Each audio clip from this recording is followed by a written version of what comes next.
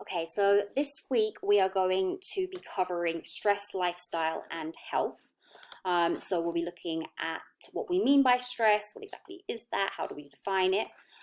We will be looking at the cognitive appraisal theory and how that attempts to explain stress. We will be looking at different types of stresses, the things that cause or trigger stress for us. We'll spend a bit of time looking at how we respond to stress and then how stress it can impact our health and the connection there, and some ways for you to manage your stress. So first of all, looking at what we mean by stress. As your book discusses, stress is a fairly vague concept that is pretty difficult to define. And so what you'll find is that there are many different definitions for stress. And they can be broken up into stimulus-based or response-based. So stimulus-based means they describe stress as a stimulus that causes certain reactions. So for example, a stimulus could be relationship problems, it could be a demanding job, it could be money problems. But from this perspective, those stimuli, those things are the stress. The problem is that what makes one person feel stressed might not cause another person to feel stressed. So there's got to be more to stress than the stimulus itself. And so more commonly, you will find people use response-based definitions, and that is the perspective we are going to take. So with response-based definitions, stress is a response we have to a situation.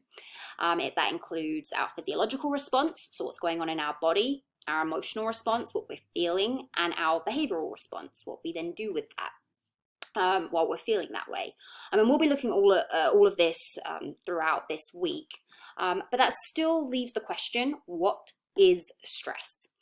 So, usually it is a term that we use very loosely to describe a variety of unpleasant feelings. Usually if you ask someone how they were to describe stress, you'd hear things like feelings of being overwhelmed, feeling fatigued, maybe feeling frustration or anger. You'll hear a range of unpleasant feelings. But the point is, stress can mean different things to different people. It can be caused by different things for different people. It can be experienced differently by different people. And so that's part of why it's so hard to define. With that said, the definition we are going to go by is this one, which I particularly like. And that is that stress is a response to perceived threats or challenges resulting from stimuli or events that cause mental and or emotional strain. So there's a couple of key parts here.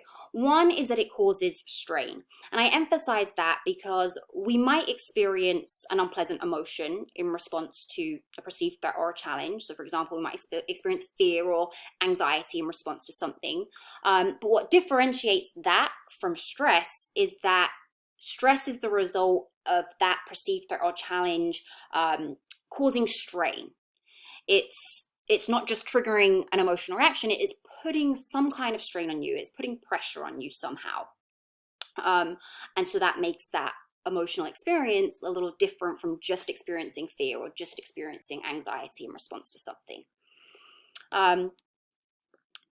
The other key part of this is that it's in response to perceived threats or challenges. So it doesn't actually need to be a real threat or a real challenge. It really depends on whether or not we perceive it that way. Do we judge it to be a threat or a challenge?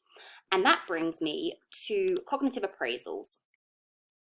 So this theory places importance on how we appraise or how we judge or perceive a demanding or threatening situation or event, and how that then influences our reaction. So the idea is that it's not the situation that's causing us to feel stressed, it's how we judge that situation, it's the thoughts we have about that situation. And according to this theory, these judgments we make can be broken up into two stages. When we're presented with a stressor, which is the thing that's triggering this stress response, we first make a primary appraisal. And that is a judgment about the degree of potential harm or threat to our well-being that stressor might have. we can view that in one of two ways. We can either view it as a threat or a challenge. If we're viewing it as a challenge, we are viewing that stressor as one that carries the potential for gain or personal growth. It's an opportunity to grow as a person somehow. Whereas we could also view it as a threat, which is a stressor that could lead to some kind of harm, loss, negative consequences. So for example, let's say you're graduating from college, you're entering the workforce, that could cause some stress. You could either view it as a threat, as maybe you're going to lose financial support, maybe you're not sure where you're going to live or what job you're going to have. Maybe you're thinking about how you won't see your friends anymore. Or you could view it as a challenge, as an opportunity to be more independent, to have more freedom, to grow as a person.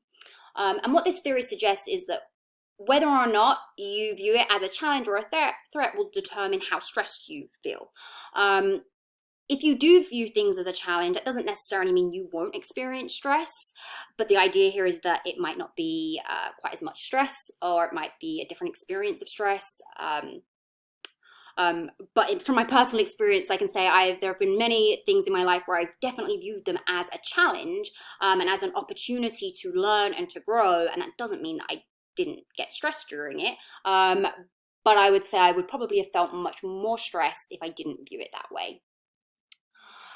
Once we've made that judgment, if we do decide that something's a threat, we then make a secondary appraisal or a secondary judgment of the options that we have available to cope with that stressor, and then also how effective we think those options will be.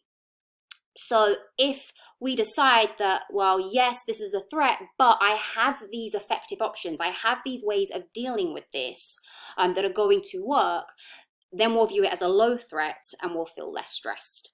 So for example, again, with graduating college, maybe you know that if you don't get a job, you can stay with family and they will help support you, or maybe you have friends you can stay with, or you have a backup plan, or maybe it's not your dream job, but you have another job you can go to if you need to. Or we can view something as a high threat, which would mean we don't feel like we have any ways of dealing with the threat. So maybe you don't have any backup plan, maybe you don't have any savings, so you're not sure what you're going to do financially, and you don't have support from anyone, then that's going to be a much higher threat. Or maybe you do have options, but you don't think they're going to be effective, they're not going to help you, in which case, again, you would view it as a much higher threat, and the stress response would be much higher.